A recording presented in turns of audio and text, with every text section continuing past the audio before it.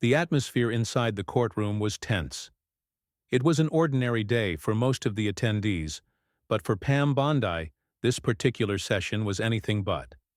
Today, she was going head-to-head with one of the most formidable figures in Americans law, Judge Amy Coney Barrett. The courtroom buzzed with anticipation as the high-profile case was about to unfold, drawing attention from every corner of the media. The stakes were high, the eyes of the public were on them, and nothing could prepare either of them for the dramatic twist that was about to unfold. Judge Barrett, with her reputation for sharp intellect and unyielding poise, sat at the front of the room, ready to preside over the proceedings. Her authoritative gaze swept across the room as the bailiff announced the case, and the sound of murmurs faded.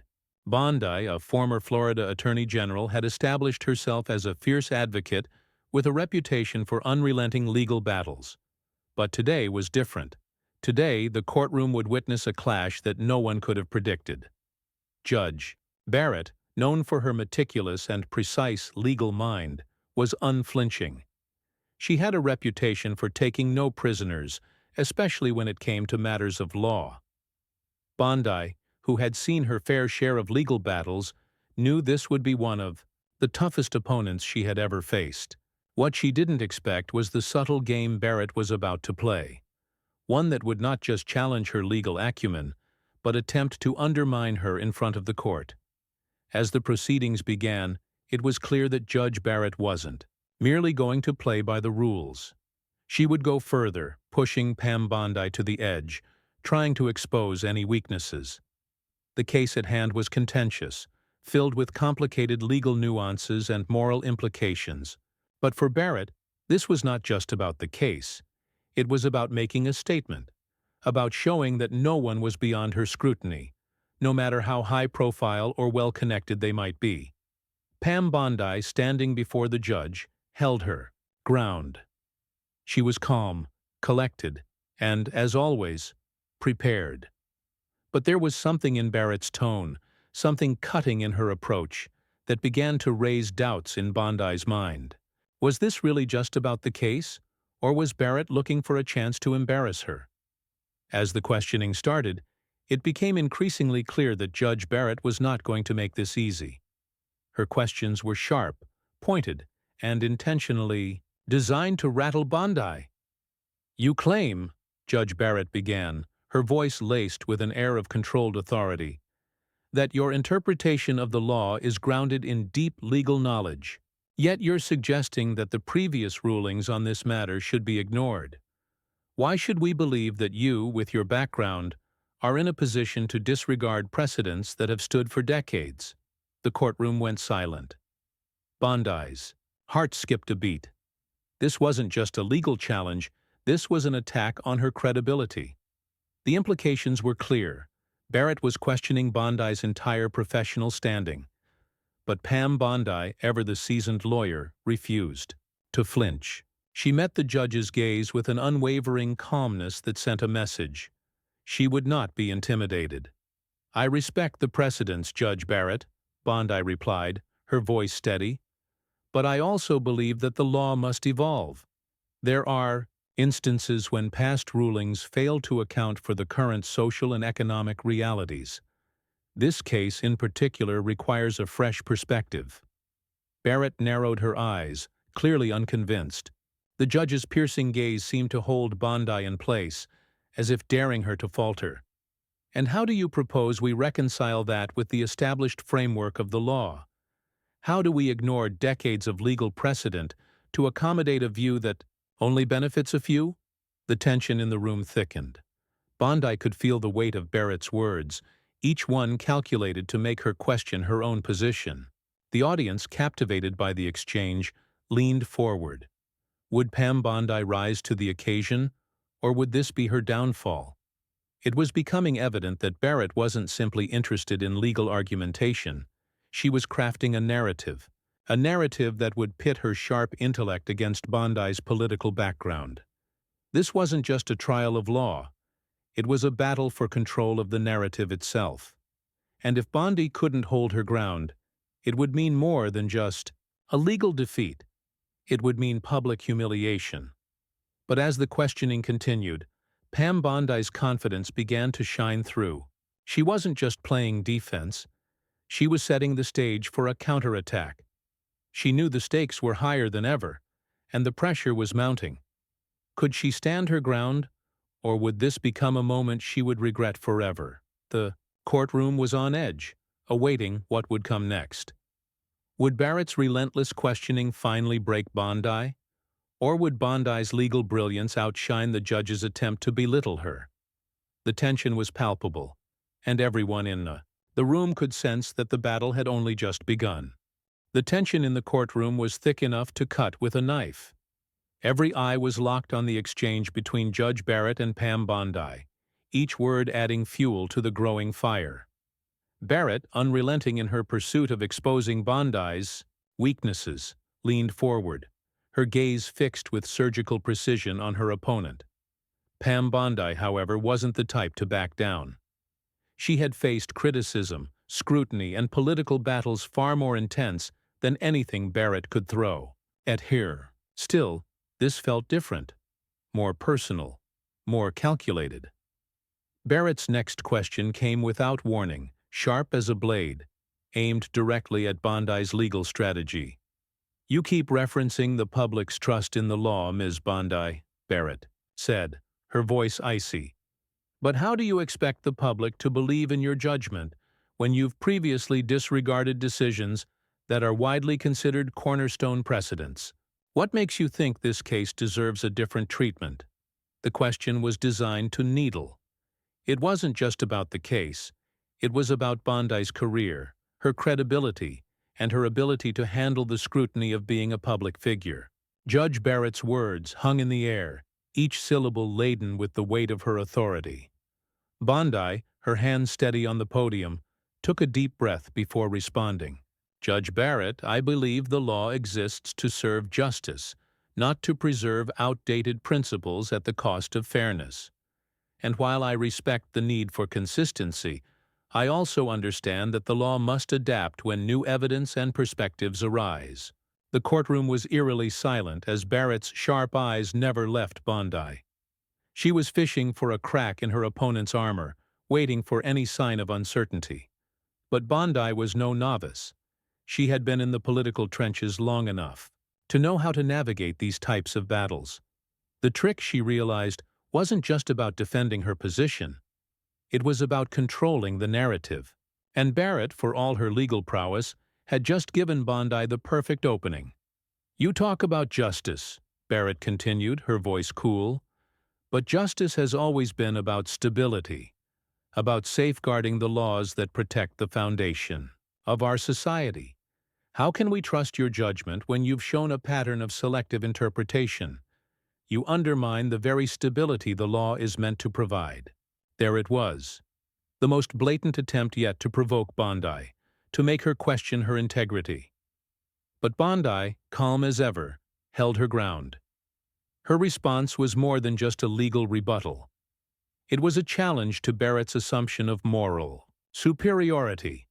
"Judge Barrett," Bondi began, her voice unwavering, "I do not disregard stability, but I refuse to let it become an excuse for inaction. The law was never meant to be a shield for the status quo. The true test of justice is whether it serves the people, not whether it remains unchallenged."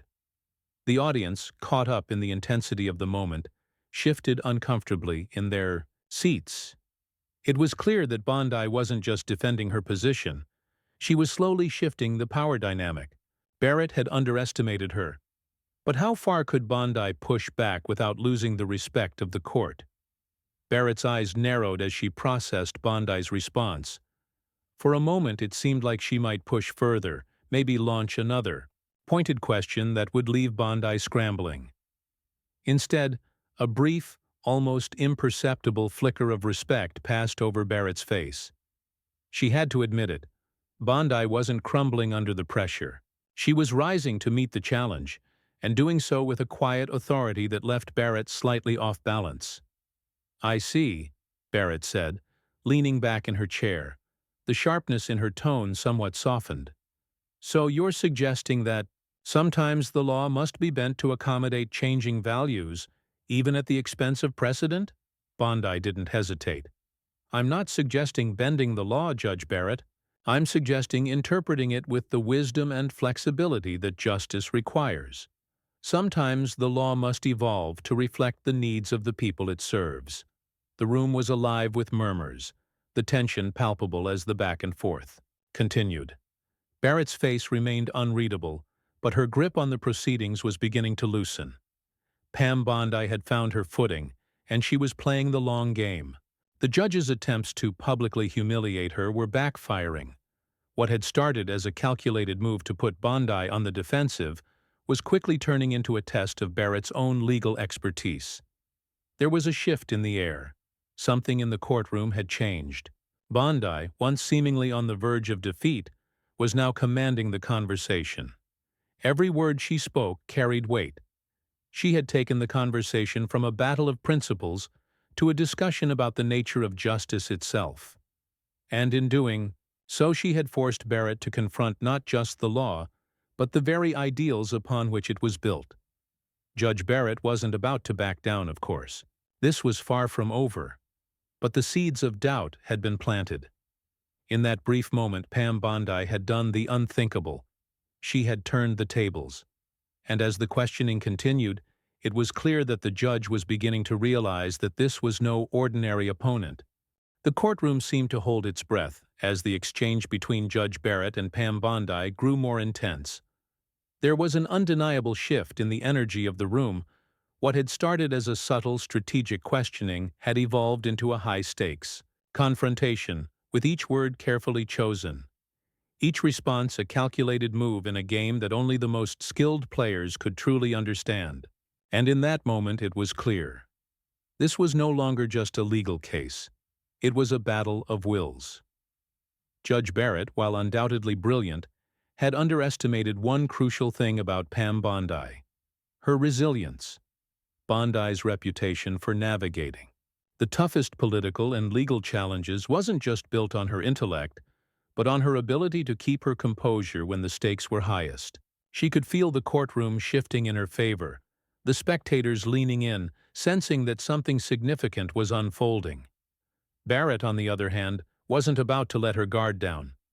She had made it her mission to challenge Bondi's legal stance, and the stakes had only risen.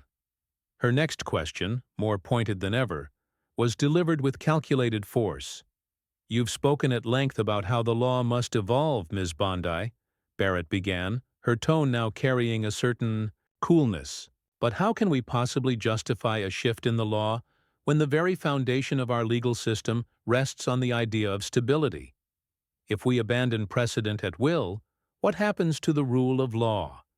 Are we prepared to destabilize everything for the sake of a personal agenda?" The word stung, but Bondi was ready. She had been in this position before, cornered by opponents who tried to brand her as radical or irresponsible. Yet she knew that her legal argument wasn't about destabilizing the law. It was about adapting it to meet the evolving needs of society. And that, she believed, was the very essence of true justice. "Judge Barrett," Bondi began, her voice firm, "the rule of law is not about rigidly adhering to outdated principles. It's about ensuring that justice is accessible and fair to all, not just to those who benefit from antiquated systems. Yes, we must be cautious, but we must also be courageous enough to recognize when change is necessary." There was a moment of silence, a pregnant pause, as Barrett's sharp eyes remained fixed on Bondi. The judge's expression betrayed nothing, but the tension in the room was palpable. This was no longer just about the case. It was a public spectacle, a fight for dominance in the legal arena. And in that silence, it was unclear who would emerge victorious. But Bondi wasn't finished yet.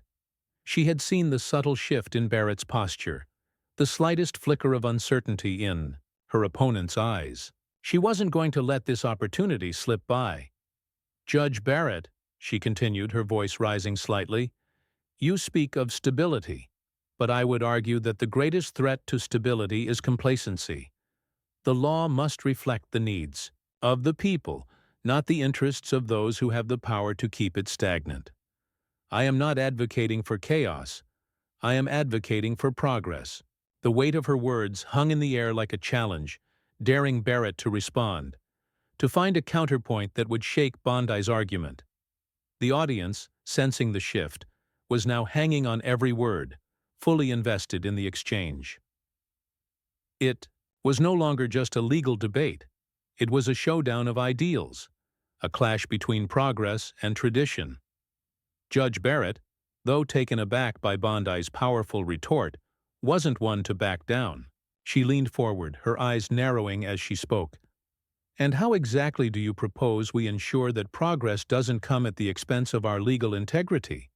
How can you guarantee that the changes you're advocating for are in the best interest of justice, not simply the fulfillment of your political agenda?" Bondi paused for a brief moment, weighing her response. She knew this was the crux of the argument, the accusation that her motives were politically driven. But she had spent years cultivating a reputation as someone who fought not for personal gain, but for what was right. This was the moment to prove that her stance wasn't just politically charged. It was rooted in the very core of what the law was meant to uphold. "My agenda is simple, Judge Barrett," Bondi replied, her voice unwavering. "It's to ensure that the law serves those who need it most, not those who can afford to manipulate it. I am advocating for fairness, for justice that doesn't pick and choose who gets to benefit. That is the heart of what we do as legal professionals. It's not about personal gain. It's about equity." The courtroom fell silent again. The tension was unbearable, the weight of Bondi's words settling over the proceedings like a thick fog. She had delivered her argument with such conviction that even Barrett's usual air of unflappable authority seemed to waver for just a moment. But this wasn't the end. Far from it. Barrett wasn't about to let Bondi have the final word without a rebuttal. The judge's gaze hardened once more, and she turned to the next point, her voice steely and controlled. "Fairness, Ms. Bondi, is a noble goal," Barrett said, her voice once again cold and precise. "But fairness is not achieved by throwing out centuries of established legal principles. It's achieved by careful, measured adjustments, not by tearing down the very framework that has supported our system for generations." Bondi didn't flinch. "And who decides which principles are worth preserving, Judge Barrett? The ones that protect the status quo, or the ones that ensure justice for all?" Barrett opened her mouth to respond, but the words caught in her throat. For the first time during the entire exchange, she seemed momentarily stunned. Bondi had turned the tables once again, and this time it wasn't just about legal strategy. It was a challenge to the very foundation of the judge's worldview. The audience, who had been quietly watching this intellectual clash unfold, could sense the shift. Bondi wasn't just holding her own. She was making Barrett question her own assumptions. The judge had tried to humiliate her, but now it was clear that the tables had turned. Pam Bondi had proven herself to be more than a political figure. She was a legal force to be reckoned with. The atmosphere in the courtroom was charged, like a storm waiting to break. The exchange between Judge Barrett and Pam Bondi had reached a fever pitch, and every word that followed carried the weight of a growing anticipation. The legal minds in the room knew they were witnessing something rare, a true battle of intellects. But for the audience, it was much more than just a legal debate. It was a spectacle, one that had far exceeded expectations. Judge Barrett, for all her experience and poise, had been caught off guard. Bondi's arguments, delivered with such precision and authority, were starting to dismantle the foundation of Barrett's questioning. The judge, once in control, now found herself on the defensive, having to recalibrate her approach. There was no longer any room for polite, measured questions. If she was going to regain control of the conversation, she needed to take a different tack. But Bondi was ready. She had always known that to win in these situations, she needed to do more than just defend herself. She needed to disrupt the narrative, to expose the cracks in her opponent's logic before they could even take root. And in that moment, she saw her opening. "Judge Barrett, with all due respect," Bondi began, her voice steady but piercing, "your argument is based on an assumption that the law, as it stands, is infallible. But we both know that the law, while foundational, is not perfect. It's a reflection of society, and like any reflection, it can be distorted. What happens when the law no longer reflects the needs of the people it's meant to protect?" The question hung in the air, and for a moment even Barrett seemed momentarily thrown off balance. It wasn't just the legal argument that was being challenged, it was her entire worldview. The law was meant to be a reflection of justice. Yes, but had it truly served that purpose for everyone, or just for the privileged few? Barrett's lips pressed into a thin line as she prepared her response. She couldn't let Bondi dictate the terms of the conversation any longer. This was a courtroom, after all. She was the judge. But Bondi wasn't playing by the usual rules. She was pushing boundaries, and in doing so, she was forcing Barrett to reconsider her own stance on the law and its role in society. "You speak of the law reflecting society's needs, Ms. Bondi," Barrett said, her voice sharp again. "But when do we decide that it's gone too far? That the law's evolution has reached a point where it no longer serves its true purpose?" Bondi didn't hesitate. She had been waiting for this. "The law doesn't exist in a vacuum, Judge Barrett. It's not static. It evolves, not because it's broken, but because society is constantly changing.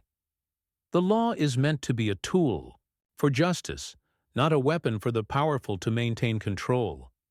We can't ignore that just because it's inconvenient." There it was again. Bondi had flipped the argument on its head. This wasn't about respecting tradition for tradition's sake. It was about ensuring that the law remained a tool for justice. And once again, she had turned Barrett's own words back against her, leaving the judge with no clear way forward. Judge Barrett's eyes narrowed, her mind racing. She had always prided herself on her ability to maintain control, to steer the conversation in the direction she wanted it to go. But with each of Bondi's responses, that control was slipping further away. She had tried to humiliate Bondi, to expose her weaknesses, but now it was clear. Bondi was the one in command of the courtroom. The judge took a deep breath, preparing for one final strike. "You make bold statements about justice, Ms. Bondi, but boldness doesn't equate to truth. It's easy to demand change when you're standing on the sidelines. But when you're in the trenches, when you're the one responsible for the consequences, it's not so simple. How do you plan to reconcile your vision of justice with the real-world implications of upending legal precedents?" Bondi, undeterred, met the challenge head-on. "Judge Barrett, I don't stand on the sidelines. I stand with the people who are affected by the laws we make. And I understand the real-world implications. That's why I'm not asking for chaos. I'm asking for progress. I'm asking for the law to be a reflection of the people it serves, not the ones it protects." The courtroom was electric. Barrett's carefully constructed position had been shattered. She had tried to expose Bondi's flaws, but instead, she had exposed the limitations of her own arguments. Bondi's legal acumen, her clarity of vision, had proven to be an unexpected force in this battle. And while Barrett still held the title of judge, in that moment, it was clear that the true legal genius in the room was Pam Bondi. The audience, caught up in the intensity of the confrontation, couldn't help but feel the shift. They had watched a masterful play unfold, one that had left them questioning everything they thought they knew about law, power, and justice. Bondi had not only held her own, she had proven that she was a force to be reckoned with. Someone whose brilliance could not be diminished by any amount of public pressure or courtroom drama. And as Judge Barrett leaned back in her chair, clearly, frustrated by her inability to land a decisive blow, Pam Bondi stood tall. She had done what many thought was impossible. She had turned the tables and, in the process, reminded everyone of the power of legal expertise. As the tension in the courtroom began to settle, a quiet but undeniable sense of triumph hung in the air. Pam Bondi, her composure unwavering, had once again proven why she was one of the most formidable legal minds in the room. Judge Barrett, for all her reputation and intellect, had failed to shake Bondi's resolve. In fact, the very opposite had happened.